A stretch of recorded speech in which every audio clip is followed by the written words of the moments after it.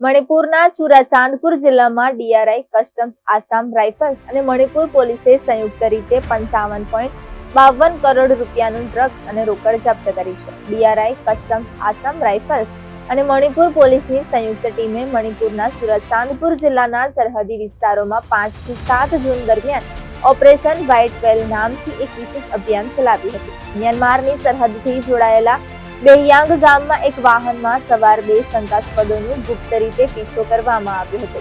આ શંકાસ્પદો જે ઘરમાં પ્રવેશ્યા હતા તે ઘરની તપાસ કરવામાં આવતા હિરોઈનથી ભરેલા 219 સાબુના ડબ્બા, અફીણથી ભરેલા 8 પેકેટ અને 8 નાના ટીનના ડિબ્બા, 2 વોકી-ટોકી અને 7.58 લાખ રૂપિયા રોકડ જપ્ત કરવામાં આવ્યા હતા.